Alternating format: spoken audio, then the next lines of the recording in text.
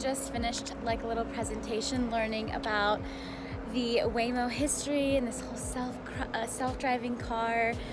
Like, my mind is blown. Like, you know, when you think about it, it's like, oh, how cool. You just gotta sit in the car and the car is driving itself. But there's so many things that goes into it. Like, the car has to basically be the human, and it has to watch for things like plastic bags, you know, going across the street.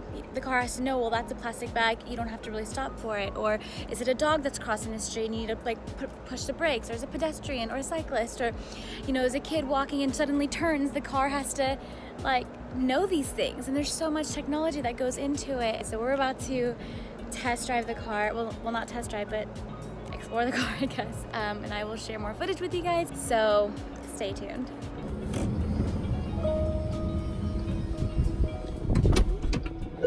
So ride's officially started. The wheel is turning with no input. This little screen is amazing because it'll like periodically show like the trees and the fences, and there's a car coming. So you can see that car right there. That's that little blue rectangle. Yeah, Okay, we're approaching a stop sign right now. Okay, stop sign. Will it obey the stop sign? Let's see if it obeys. Let's see. The stop sign. Oh my gosh. Oh, I can actually see the stop sign on the screen, yeah. It stopped on its own. But now it's going very fast. I can't believe I'm alive to see this. So some facts about this car, this self-driving car project from Google. You know, design actually started 10 years ago. So it literally took 10 years of work just to get to where we are now, because having to replicate like the human brain and human decision making when it comes to driving literally is that complex. Like just sitting in your car and driving around, that's really hard to replicate. So now it's gotten to the point where they literally drive these self-driving cars around almost 24,000 miles a day. That's how advanced this whole system is. Like, it actually works. This is amazing. Like there's no more tired driving, no more drunk driving, no more distracted driving. Not that we do that, but we're talking about other people. Not that we do any of those things, but like it will eliminate problems like that. It's like if I close my eyes, I wouldn't even be able to tell that there isn't a human driver. You could nap.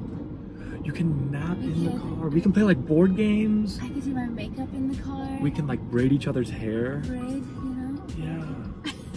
It's crazy to think that, like, you know, by the time that we have kids and we have like a 15-year-old or 16-year-old who's just who would like traditionally learn how to drive, they wouldn't even have to get a driver's license. That's so crazy. They would just have like a license just for like identification or flying at the airport. They wouldn't even need to drive. You would never have that dread, like, okay, the kid is learning to drive. I hope he's safe. I hope he comes home. That's like, a bummer, because I still kind of wanted to, like, you know, teach a kid how to drive. Yeah. That experience might be, like, gone. Yeah, it might be, like, totally gone. But even, like, my dad taught me, like, you know, we were, like, in a school parking lot, and there's, like, cones, and he, like, taught me how to, like, drive through. Yeah. Like, that experience may not exist. Yeah, that may not even exist. It'll just be like, all right, you're of age, you have your own driverless car now.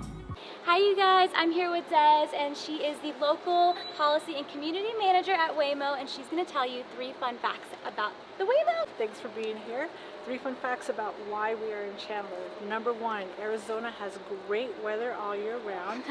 The main reason why we came to Chandler was in fact because of the weather. We wanted to test our cars with a lot of the monsoon and high temperatures that we experience here in Chandler. The other reason why is that we have very nice, well laid out streets, very well maintained streets, which is really ideal for our self-driving car technology. Number 2, we've cruised over 10 million miles on public roads in Arizona and in California. Very excited about that. And as a result, we've also done 7 billion miles in simulation testing. Very exciting, very high numbers over the 10 years that we've been as a company.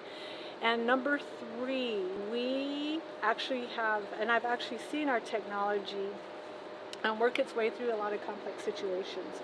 For instance, we have a lot of times where we've had drivers in the car or passengers in the car sitting at an intersection at a green light and not quite understanding why we're sitting there. Yeah. When in fact what we realized was that our car was detecting a red light runner.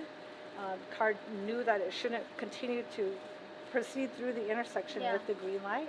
So when we're riding in the car as a passenger, we might not be quite aware of what's going on around us. Yeah. But to see the technology in action and to see the technology work to avoid accidents such as a red light runner is amazing. It's great. You guys, that's amazing. So Des actually gave us a whole presentation. I will share more facts with you guys in the next slide over, but thank you so much. I appreciate your time.